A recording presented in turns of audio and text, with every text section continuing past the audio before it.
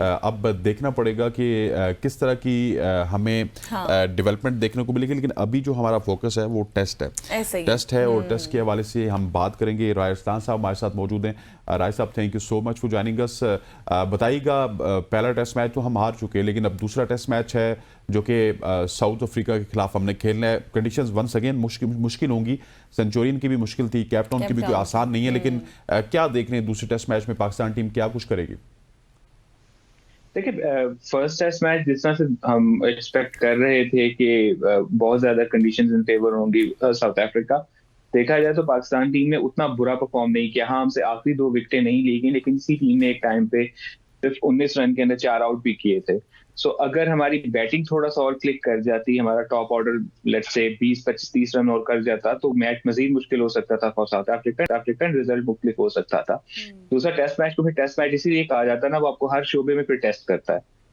रही बात सेंचुरियन की, तो कंडीशंस मोर और लेस आपको उसी तरह की मिलेंगी, लेकिन एक चीज ये है कि साउथ अफ्रीका ने पिछले कुछ अरसे से अपनी विकेट्स का जो तरीका कार है वो थोड़ा सा तब्दील कर लिया है। जिस तरह पहले से हमें बहुत ज्यादा स्पाइसी विकेट्स मिला करती थी साउथ अफ्रीका में, उस तरह की नहीं मिलती। तो वो थोड़ी सी इस किस्म की है कि आपको कंपटीशन थोड़ा बेहतर देखने को मिलता है दोनों साइड्स पे। पिछले मैच में ये था कि बाउंस थोड़ा सा अनइवन हो गया था, और वो दूसरे दिन नजर आ रहा था कि बाउंस जो है towards the end of the game, चौथे पांचवें दिन जो है वो चेंज होगा, और वो हुआ भी। उसी जगह से बॉल उठ भी रही थी और उसी स्पॉट से जो बॉल का बाउंस जो था वो नीचे रह रहा था, तो वो एक फैक्टर जरूर था। तो देखें, हम इस वक्त हमारे केस में तो ये ना कि we don't have anything to lose. World test championship की जो दौड़ है उसमें तो हम इस पोजीशन पे हैं कि हम आखिरी नंबर पे रहते हैं कि वेस्ट इंडीज आखिरी नंबर पे रहता है। साउथ अफ्रीका क्वालिफाई कर चुका हुआ है, तो वो बड़े फ्रीली खेलेंगे। सो वो शायद हमारे हाथ में चला जाए कि मे बी वो थोड़ा सा इजी हो जाए, मे बी वो चेंजेस कुछ इस किस्म की कर लें। बट इस सीरीज के शुरू होने से पहले कि जिस तरह से अभी आपने बताया कि टेस्ट मैच की तो खूबसूरती ये है, उसकी ब्यूटी ये है कि एनीथिंग कैन हैपन। ये बताएं कि अब तब्दीलियां क्या किस तरह की जा सकती हैं? आई थिंक आप मे बी एक स्पिनर लेके आए in place of Aamir Jamal, और maybe you go with a left arm seamer जो कि हमारे पास मीर हमजा की शक्ल में मौजूद है। उसकी कमी हमें महसूस हुई बिकॉज हमारे पास सारे राइट आर्म फास्ट बॉलर्स मौजूद थे इस मैच में, और हमारे पास कोई स्पेशलिस्ट स्पिनर नहीं था। और आखिरी टाइम पे स्कोर इतना कम रह गया था कि हम अपने पार्ट टाइम स्पिनर के साथ रिस्क नहीं ले सकते थे। Maybe at that time जब उनकी आखिरी टेल एंडर्स थे, तो Saim Ayub could have been a very good option कि वो दोनों जानिब बॉल स्पिन कर लेते हैं, तो वो it could have been a very good option. लेकिन उस वक्त स्कोर चूंकि इतना कम था, तो मे बी वो उस वक्त जो भी थिंक टैंक है टीम का, उनको लगा कि शायद ये एक वाइज डिसीजन नहीं होगा, बट इवेंचुअली ये मैच वो हार गए।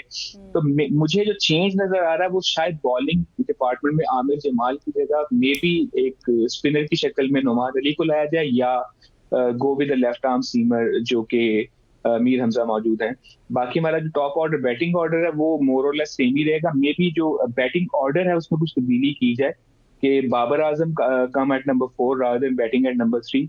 सो वो एक मुझे लगता है कि शायद एक चेंज हो सकता है। राइट साहब, दैट इज़ वेरी अनफॉर्चुनेट, क्योंकि हमने देखा है, ठीक है बॉलिंग में आप चेंज की बात कर रहे हैं, मीर हमजा को हम ला सकते हैं आमिर जमाल की जगह, लेकिन हम जो फेल हुए हैं वो अपने बैटिंग की वजह से हुए हैं। बैटिंग डिपार्टमेंट हमारा सही नहीं चल रहा, ओपनर्स, मिडल ऑर्डर, बाद में आने वाले बल्लेबाज कोई भी उस तरह से इंटैक्ट नहीं है। सो चेंजेस जहाँ पे करनी चाहिए वहाँ पे क्यों नहीं हो रही?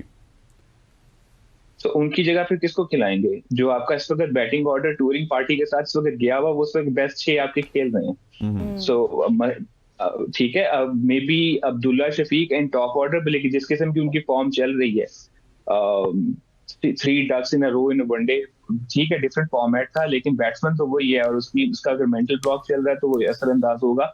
और टेस्ट में भी उनके साथ वही मसला चल रहा था, जब वो दूर जाती भी गेंद फिर हर दफा एक नए तरीके से कैच लेके आउट हो रहे थे। सो आई थिंक टॉप ऑर्डर आपका ठीक है, अगर कंडीशंस थोड़ी सी साजगार हुई इनके लिए तो यही आपको स्कोर कर जाएंगे। आप ये देखें कि हम बात करें कि हमारा मिडिल ऑर्डर परफॉर्म नहीं किया। कामरान गुलाम का जो 50 था वो बहुत इंस्ट्रूमेंटल था पहली इनिंग में, कि मैच चौथे दिन तक गया ही इस वजह से कि कामरान गुलाम ने उस पॉइंट पे आके 50 किया था। दूसरी इनिंग्स में बाबर आजम ने 50 कर लिया, बट वहां पे थोड़ी सी जरूरत ये थी कि वो अपनी इनिंग्स को मजीद बिल्ड करते और आगे लेके जाते, बिकॉज उनसे उस वक्त एक्सपेक्ट ये किया जाता था मजीद आगे लेके जाएंगे। South Shakeel played a very good knock in the second innings, और मे बी उनके टेस्ट करियर की उस डबल सेंचुरी से भी ज्यादा इंपॉर्टेंट इनिंग्स थी ये वाली, कि जिसमें उन्होंने साथ में दूसरे एंड से विकेटें गिर रही थी, लेकिन वो अपनी इनिंग्स को लेके चलते रहे, और जहां उनको मौका मिला, जिस खिलाड़ी का मिला, छोटी छोटी पार्टनरशिप उन्होंने बनाई।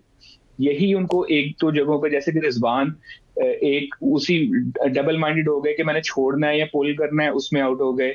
सलमान अली यागा का जल्दी विकेट गिर जाना हमारे लिए बहुत नुकसानदेह साबित हुआ, बिकॉज वो एक खिलाड़ी है जो थ्रू आउट कंसिस्टेंटली स्कोर करता हुआ है और टेल के साथ स्कोर करता हुआ है।